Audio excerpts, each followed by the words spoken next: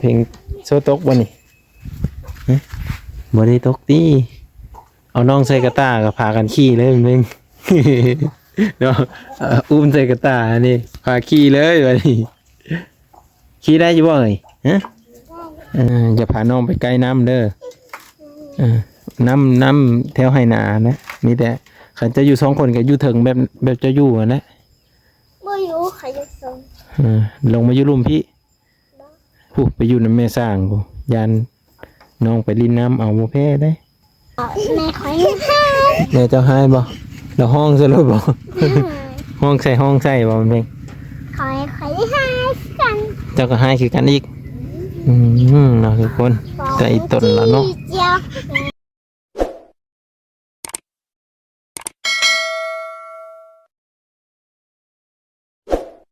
ไก่เดี๋ยวก็เอาน้ำมาออกมาอีกเครื่องมันข้างเด้อไก่มึงหันกินข้าวกูหมดแล้วอ่ะใครนั่นบุญเพ่งเจ้าไหมบุญเพ่งเต้งนักๆด้วยเพิ่งเต้งบุญเพ่งที่มันจะออกแล้วมันเพิ่งอันนิ่มมันเบาโพดนะหันไปอิดอันนั้นนี่เอาไม้นี่ครับมันบ่ต้องแล้วมันออกได้ไก่หันมันเล็กเป็นไหมเนี่ยก็ไปแล้วฮะปัจจัยอะไรบุญเพ่งงอกไก่ต้มใช่ไหมบุญเพ่งต้มป่ะขายไปซื้ออันนี้50,000เขาขายทำนี่ตัวจะ1,000ไหมป้าเจ้าหัว70จะมีได้ไก่จะขายบ่คอยฮะปั่นเท่านั้นก็โก้ยไก่3-4เมย์คอยฮะเขาไม่มีไก่เหรอพอจะได้ปั่นมาเลี้ยงนะไปค่อยหาเมย์ฮะกับพวงก็ต้องไม่ได้มีไก่นะได้ลูกเท่าละ2 โต๊ะ3 โต๊ะอันนี้ไก่โอกเนาะบุกเขาชอบไก่ไม่พึ่งหลายๆอะไรแค่อะไรนั่นนะ10 โต๊ะปกติไก่แบบนี้มันลูกไม่เกิน2 โต๊ะหรือ7 โต๊ะมันได้มันก็ตายไปน้ำคำมันเลยนะอันนี้เต็มเลยจะเข้าสูตรไม่ใช่หมูก็ได้เนาะเพื่อเลือกมาเฮอเลยโอ้ซื้อเองนะซื้อน้ำไผ่ไปเพิ่มไม่มิ้วโตมาแล้วได้เฉพาะสุอันนี้มาอยู่2 คนนี่โอเคเนาะมึงเอาน้องก็เป็นเดี๋ยวมันเป็นหนังชื่อได้มันอ่านอยู่เพียวเป็นแม่ขอไก่ขอไข่อยู่แม่นเลยพอภูพอพายมันจะเป็นหนังชื่อได้ถึง2ปีหน้าก็ห้องเฮนี่ก็เป็นนี่มันแขวเดินแบบมันดูอ่านก็ดูเป็นน้องเองกันขี้ข้านอ่านก็บ่เป็นน้องมันได้เป็นอยู่2 คนคนละคนนี่มันทีมน้องลงเพื่อนแล้วถ้าไม่เงียบมันก็ทีมน้องเพื่อนแล้วอันนี้เอาน้องเป็นอันนี้น้องก็ว่ามีดื้อเนาะโอ้ยมันเชี่ยงตะเลินเลยเชี่ยงทางกระดูกกันนะฮะแต่เล่นเนาะเอาบุญเพ่งบุญเพ่งเบิร์จี้บ้านน่ะอย่างนี้บอกเจ้าไม่ใช่สาวฮะใส่เปลือยไม่เป็นไรเลี้ยวไม่ใช่ช้อยแต่ว่าห้องน้ำคือบูชาเธอหัวประจำตื่นจักไรว่าเข้ามาตอนนั้นเจ้าไปคอยกระบอกคอยกระบอกขี้เผื่อคอยกระจีอาบชื้อขี้แต่จะเห็ดห้องน้ำเขาเห็ดแต่ห้องอาบเนาะเห็ดแต่ห้องอาบแล้วปีตนาสิใหญ่เหือนนะโอ้ยง่ายไปทางเล็บมันง่ายลงสิใหญ่ไปทางพูนเห็ดนาบ่เห็ดเนาะคอยกระบอกมากคือกันแล้วผลนะผลมากบ่เล่ามากกระมุนโหไปพุ่นมุนตีนไปพี่เหินกันตะเว้นไปเราก็ว่าพี่ตายแล้วถ้ามาปีเนาะเจ้าได้ชาวคนเราคอยว่าคอยมันอยู่ใกล้เด้อคุณพ่อเขาว่าเนาะไม่ได้อยู่เคยกันได้อันนี้ถึงโหเลยเป็นวะบุญมีก็ยิ้มไปเปื่อยอยู่โอ้ยไม่ปลาเพิ่นมาจ่ายค่าน้ำกินอย่างนี้สิเจ้าสิเอาหนาพุ่นก็จะเอามาหนาใครอยู่ก็มาแล้วเขาก็ออกอันเขาออกเปลี่ยนยันงัวอันลูกเจ้าบ่หันน่ะมาแต่ไทยแต่ดนแล้วว่ามันมาวันนี่ผู้นั้นน่ะซื้อปุ้มซื้อปุ้มไม่ได้เห็นหน้าเราก็เลยมีชื่อ เพิ่นมาเผาเข้านี่บ่ อ๋อมันมาต่อบัตรสปอร์ตนะ จะมาเผาเข้าจะได้ อุ้ยมันสิจะขาวๆบ่ไปหน่อยหนึงก็บ่คำแลนมาเลย สุกแล้วมาคอน่ะ มาขอฮะ เออ ยังฮะก็พ่วมลืม เออ ปุ่มก้นแล้ว ว่าสิออกไปขอกินมื้อเลยก็ไม่ได้ออกซ้ โอ้ยก็เอาไปเอาแล้ววะ ำ จะมาขอว่าไปกิน ขายอยู่มาคอกระดกปีนี้เนาะ มาขอดอกมาเมืองผมมีปีน เห็นอยู่อันเหินอยู่หน้าแม่แป้งหากระดกได้ หน้าแม่ก็แป้งกระเพาะบ่ว้าว ครับ เป็นงู มาน้อยๆหนึ่งขี่ได้อยู่บ่บุญเพลงรถทิพย์นะขี่เป็นอยู่บ่แหละเข้าใจบุญเพลงโซตกบ่นี่บ่ได้ตกตีเอาน้องใส่กระตากับพากันขี่เลยบุญเพลงเนาะอุ้มใส่กระตานี่พาขี่เลยวันนี้ขี่ได้อยู่บ่เอ่ยฮะขึ้นเลยติดไปเลยน้องเด้สะเพื่อนเลยสิเอาน้องเธอเนาะนอนมีเนาะขึ้นได้บ่ระวังมันซักตีน้องได้เลยผูกไก่เพิ่นกะพูนไปอยู่เบิ้งแน่ไก่จะหาเลยเต็มพื้นเลยนมเต้เหยียบตีนน้องพอแล้วเอาออกได้อยู่มั้ยผักกะลินใกล้ๆนี่เด้ออย่าไปใกล้ห้องน้ำเด้อยันน้องตกลงนั้นบ่ได้เด้อย่าพาน้องไปใกล้อ่างเด้อน้องตกจะเอาไปแพ้เด้ ตกจะใส่ นี่อยู่อ่างอย่าพาน้องไปซ่องเด้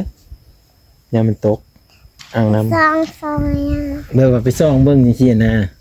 อย่าไปซ่องเด้อให้มันตกแล้วจะเอาบ่แพ้ให้น้องน้อยฮะมันตกลงน้ำมันแล้วหันใจบ่ได้เก็บน้ำอยู่อ่างมีอยู่บ่ อยู่ทางหานี่ มีน้ำลายบ่ ปลายด้วย ไม่ยังอยู่หน้าผานี่ ไปเงีย ไปเงี่ยวอย่าไปน้องสิไปได้ครับบุญเพ่งนี่ฮะปุ่นจ๊ะเอ๋ไอ้เต้นเล่นแก๊สบ่พญายเก่งเนาะคือคักอลีพอเลย FC ก็ว่าคือคักอลีแล้วมันเกาะน้องหมดเพ่งยะผู้ตีนมันสิเกาะแข้งน้องอะล้มเด้บัดนั้นแม่มาขี่เด้อขี่ไปซื้อขนมหาดไอ้ก็ได้ขี่ได้อยู่บ่ล่ะ อันนี้ค่ะแล้วเพนหน่อยค่ะแล้วเพนตาต้องคุยกี้เมื่อกี้ต้องคุยจับหนึ่งฮอดสิบ่เป็ดนี่บ่ฮอดบ่ฮอดขี่ผู้เดียวเลยขี่ไปโลดสมมุติว่าแม่มาแม่เอาน้องเจ้าขี่ไปเลยขี่ตามทางไป แล้วตัว แล้วตัวก็แล่นเข้าป่า เดี๋ยวปลามัน เอาแล่นไปลักลี่ดิแม่นสิแล่นให้มันเห็นก็ไปลี่อยู่เงาไม้เป็นอยู่บ่ลักลี่สมมุติมันมีเงาไม้ก็ไปนั่งอยู่บนเงาไม้หั่น มันเห็นเห็นบ่เห็นมูบลงนอนเมฆเนาะ เดี๋ยวนี้แม่เจ้าเสาสักแล้วบ่ ฟ้า เสาแล้วเรากินยาบ่ กินยาตลอดเสานี้ไอ้กระย่างมานี่ไอ้ย่างไปไหลโง่ไอ้ย่างไปนี่ไม่เห็นเผลอไม่เห็นเสียงบุญเพ่งเลย มีสมอยอยู่ เคยเรียนโลซับคอยอยู่นี่คอยนี่แม่คอยสักสักยาสักแต่งคอยก็ให้อยู่ผุดตีเอาสักบ่ฮะอันนั้นบ่ตัวนั้นบ่เลยส่งแต่ง4 อันเลยโอ้นี่4 อันมันได้ตรงไม้สุดมีหลายดอกไม้นำก็คือสิค่ำบ่ได้แม่จะมาเนาะเดี๋ยวจักโมงอ่ะจ้ะวะบ่าย2 โมงเลยเด้เดี๋ยวเราไปสู้กันขี่รถที่ไปพุ่นแล้วเนาะได้รถไฟฟ้าก็มีขี่ไปเลยโอกาสแม่คอยไปเลยเจ้า เราไม่ไปซื้อสร้อยดอก ไป ไม่เห็นเราไป เจ้าก็บอกเล่าเลยไปซื้อขนมมาสิไม่เห็นเราขี่รถถีบไปฟ้าอะไรเนี่ยแม่นเราย่านล้มมาจัง บ้า เนาะมันมีเนาะฮะ สั่งแต่งน้ำมาเดิน เพิ่งไปเล่นยังสีดำหนานี่มันเพ่ง คุยขึ้นหนังตาแล้ว บอสอยู่นี่ฮะนี่อยู่ให้เนี่ยไม่ทันได้ไทยเลยเดินไปเล่นยังไทย เดินโพบ่อยากกินขนมบ่นี่อยู่2คนนี่อยากอยู่บ่กินเลย อันนี้เขาเห็นอันนี้เขาใช่อันนี้เขานี่ บอกขาดเนาะก้นบ่กัดอันนี้ก้นกัดบ่ก้นบุญมีกัดวะฮะ เดิน ก้นบุญมีกัดบ่อ่านรถตั้มมันตั้มอยู่กับ2 คนเนาะมียานบ่อยู่2 คนบ่ยานบ่ ย่านพี่ลอกนี่นะ อย่าพาน้องไปใกล้น้ำเด้อน้ำแถวไหนานะมีแต่ขันจะอยู่2 คนก็อยู่ถึงแบบจะอยู่นะ ไม่รู้ใครจะส่ง ลงมาอยู่ลุ่มพี่ผู้ไปอยู่น้ำแม่สร้างผู้ยานน้องไปลินน้ำเอาโมเพได้น้องก็มากแลนแต่นี่ตุ๊มาพี่เอาเล่นเลยเฮ็ดเซตมานี่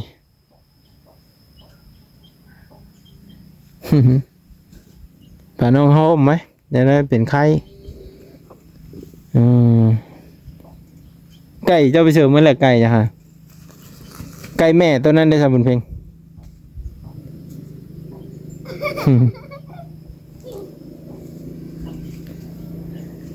เอาทุกคนจะประมาณนี้เนาะมาเห็นน้องบุญเพ่ง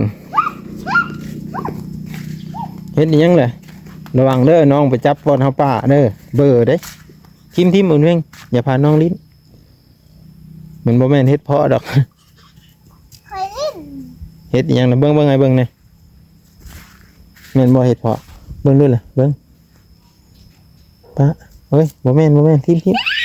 มันเบื่อได้บุญเพ่ง ว่าเคยเล่นแบบ